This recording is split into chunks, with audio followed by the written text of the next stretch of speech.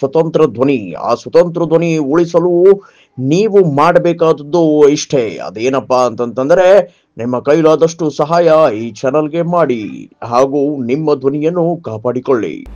ಇನ್ನೂ ಉಳಿದ ವೈಯಕ್ತಿಕ ಪ್ರೈವೇಟ್ ಖಾಸಗಿ ಸಕ್ಕರೆಗಳು ಲಾಭದಲ್ಲಿದ್ದಾವೆ, ಅದು ಸಹಕಾರಿ ಫೇಲ್ಯೂರ್ ಇದ್ದಾವೆ. ಯಾಕೆ ಎಷ್ಟೋ ಕಾರ್ಯಗಳು ಬಂದಾಗಿದ್ದಾವೆ? ಯಾಕೆ ರೈತರ 9, 8 ಇಳುವರಿ ಬಂದಿದ್ದಕ್ಕೆ ಇದು ಯಾವುದೂ ಅಲ್ಲ.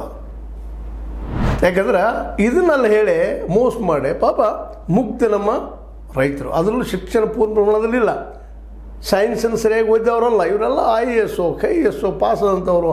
ಅವ್ರನ್ನ ಮುಂದಿಟ್ಟುಕೊಂಡು ಶುಗರ್ ಇಂಡಸ್ಟ್ರಿ ಜ್ಞಾನ ಇದ್ದಂಥವ್ರು. ಅವರು ಜ್ಞಾನ ಎಂಥದ್ದು? ರೈತನಷ್ಟಲ್ಲ, ಯಾವ ರೀತಿಯಾಗಿ ರೈತನ ಮಾತಿಗೆ ಮಾತು ಕೈ ಕೊಟ್ಟು ಓಡಿ ಹೋಗುವಂಥದ್ದು, ಅವ್ರನ್ನ ಫ್ರೆಶರ್ ಮಾಡುವಂಥದ್ದು ರೈತರಿಗೆ. ಕೆಲವೊಂದು ತಿಳಿದೇ ಇದ್ದಾಗ ಪಾಪ ರೈತ ಒಪ್ಕೊಳ್ತಾನೆ. ಅದಕ್ಕಾಗಿ ನೀವು ಅಲ್ಲಿ ಬರ್ರಿ ಮಾತಾಡೋಣ ಅಂತ JSK ಪಾಟೀಲ್ ಬುದ್ಧಿವಂತರು ಬಂದರು, ಹೇಳಿದರು. ಅದಕ್ಕೆ ರೈತರು ಭಾಳ ಜಾಣತಂದು ಹೇಳಿದರು, ಇಲ್ಲಪ್ಪ ಇಲ್ಲೇ ಬರಲಿ ಕರೆಕ್ಟ್ ಅನ್ನೋದು ಒಪ್ಪನ ಬಂದು ಹೇಳಿ 4 ಜನ ರೈತರ ಮುಂದೆ ಅವ್ರು ಸರಿದ್ರೆ ಒಪ್ಕೊಳ್ತಾರೆ ರೈತರು. ಯಾಕಂದ್ರೆ ಏನದು ರಿಕವರಿ ಎಲ್ಲರಿಗೂ ಹೊರಗೆ ಬರಬೇಕಾಗಿದೆ. ಮತ್ತು ಅದು ಫ್ಯಾಕ್ಟ್ರಿ ಅವರು ಮಾಡ್ತಾರೆ ರಿಕವರಿ ಟೆಸ್ಟ್, ಮತ್ತು ಅದಕ್ಕೆಲ್ಲ ತೂಕ ಆ ಫ್ಯಾಕ್ಟ್ರಿನೂ ಮಾಡ್ಕೊಳ್ತಾರೆ. ಇವ್ರಿಗಿಲ್ಲ, ಡಿಜಿಟಲ್ ನೀವು ಮಾಡ್ತಾ ಇಲ್ಲ.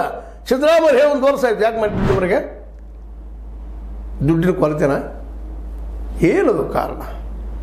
ಈ ರೈತರ ಕಬ್ಬಿಣದ ಲಾಭ ಮಾಡ್ಕೊಂಡಿಲ್ವ ಶುಗರ್ ಫ್ಯಾಕ್ಟ್ರಿಗಳು? ಯಾಕ್ರಿ ತೂಕದಲ್ಲಿ ಹೊಡೆಯೋದು 2 ಟನ್ನು 3 ಟನ್ನು, ಜೊತೆಗೆ ರಿಕವರಿ ಹೆಸರಲ್ಲಿ ಮೋಸ ಮಾಡುವಂಥದ್ದು. ಇವೆರಡೂ ಜನಕ್ಕೆ ಗೊತ್ತಾಗಬೇಕಾಗಿದೆ, ನಮ್ಮದವ್ರಿಗೆ ಗೊತ್ತಾಗಬೇಕಾಗಿದೆ.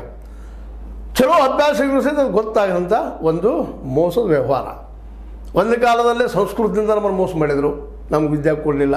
ಈಗ ಇಂಗ್ಲೀಷ್ನಿಂದ ಮತ್ತೊಂದು ಭಾಷೆಯಿಂದ ಮೋಸ ಮಾಡ್ತಾಯಿದ್ದಾರೆ. ಭಾಷೆ ಸಹಿತ ಮೋಸಕ್ಕೆ ಉಪಯೋಗ ಆಗ್ತಾಯಿದೆ ಈ ದೇಶದಲ್ಲೇ. ಅತ್ಯಂತ ನೋವಿನ ಕೆಲಸ. ಯಾಕಂದ್ರೆ ನಾವು ಶಿಕ್ಷಕರು ಇಲ್ಲ, ಅಭ್ಯಾಸಕರಿಲ್ಲ, ಸರಿಯಾದ ಜ್ಞಾನ ನಮ್ಮ ರೈತರಲ್ಲಿಲ್ಲ, ಓದಿಲ್ಲ ಅವರಲ್ಲೇ. ಓದಿದ್ರು ಸಹಿತ ಸ್ವಲ್ಪ ಮಟ್ಟಿನ ಸಹಿ ಮಾಡೋದಕ್ಕೂ ಮತ್ತು ಅನೇಕ ರೈತರಿದ್ದಾರೆ ಪಾಪ, ಅವ್ರಿಗೇನು ಗೊತ್ತಾಗುವಂಥದ್ದು.